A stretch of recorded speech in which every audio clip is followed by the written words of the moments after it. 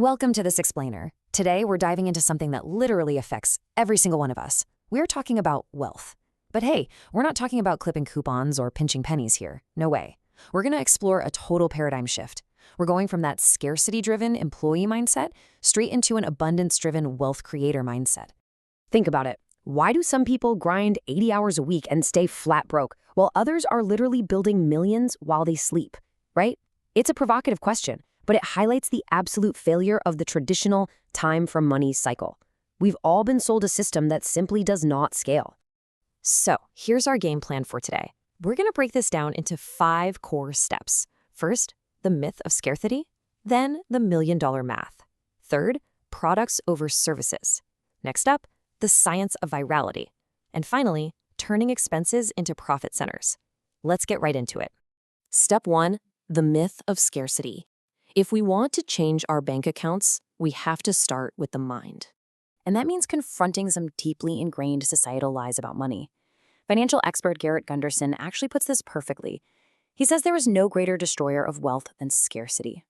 Basically, if you buy into the myth of the finite pie, this idea that someone else getting a slice takes away from yours, you are putting a permanent penalty on your own ability to create wealth. Scarcity tells you to shrink. It tells you to play just so you don't lose. To break out of that, we need a totally new metaphor. Stop thinking of the economy like a bakery and start thinking of it like a garden. Look, in a bakery, if you eat a slice of pie, well, it's gone forever. Consumption creates lack. But in a garden, if you eat an apple, you expose the seed. You can take that exact seed and plant it to grow an entirely new tree that produces thousands of new apples. Consumption creates reproduction. Once you see it that way, you realize there is always enough. So you might be wondering, why do so many people stay trapped in that scarcity mindset? Well, Myron Golden hit the nail on the head when he said, thinking is the hardest work most people never do. It's wild, but people will work incredibly hard at something that totally isn't working, just running endlessly on that hamster wheel, solely to avoid the mental effort of sitting down and actually thinking of a creative solution that serves other people. Moving right along to step 2, the million-dollar math. This is where we get into the mechanics of wealth.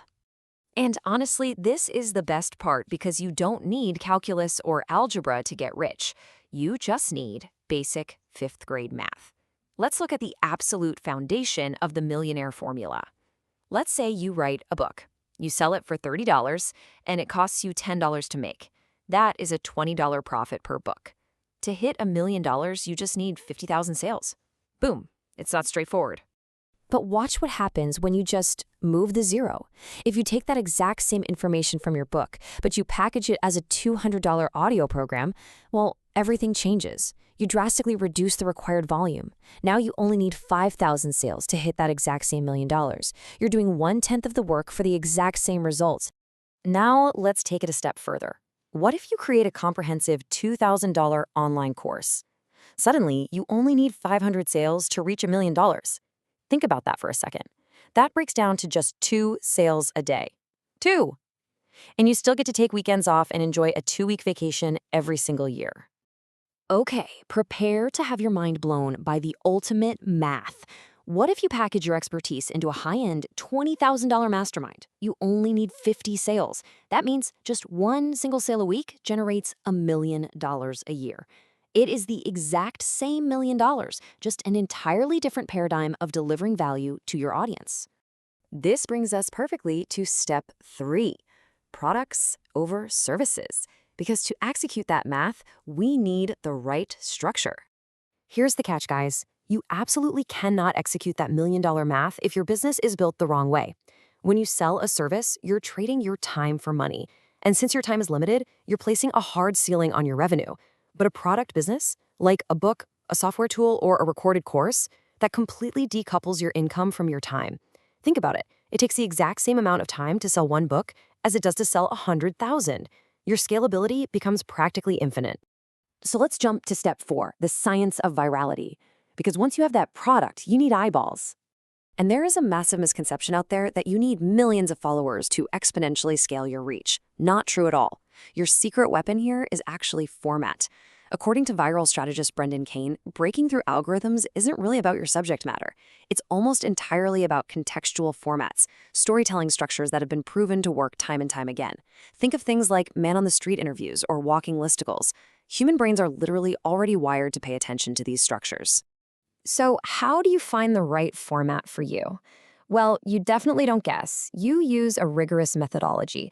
You go out and analyze 20 high-performing videos in your chosen format, and then you analyze 20 low-performing videos from that exact same creator.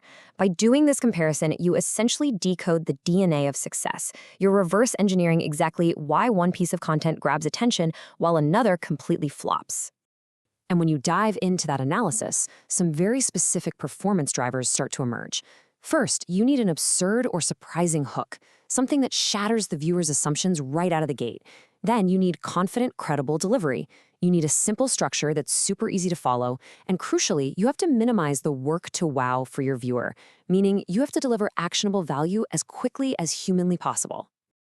Finally, step 5, turning expenses into profit centers. This is where we look at how true wealth creators view their balance sheets. We've built the mindset, the math, the product, and the reach. Now, let's aggressively reframe liabilities. I want you to picture the Dead Sea versus the Sea of Galilee. The Dead Sea has water flowing in, but zero outlets. So what happens? It's completely stagnant. And that's exactly what happens when you just hoard money in a savings account to cut costs. But the Sea of Galilee, it has both inlets and outlets. Water flows completely through it, creating this vibrant, living ecosystem. In business, deploying your money rather than just hoarding it is what creates cash flow and money.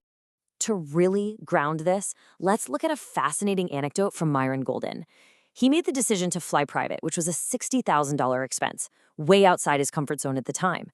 But instead of just eating that cost, he used that huge liability to force his brain into action.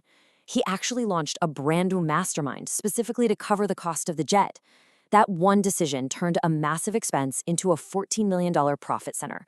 He deployed his resources to create an even bigger asset. Amazing, right? So, as we wrap up this explainer, I want to leave you with one ultimate provocative question. What would you do with $1 billion? Seriously, think about it. I want this to jolt you right out of the consumer mindset and into a producer paradigm. If you had limitless resources, what immense value could you create for the world? Because the moment you stop thinking about how to consume and start thinking about the scale of the problems you can solve for others, the wealth is going to naturally follow. Thanks so much for joining me as we decoded this framework today. Now get out there and start planting your garden.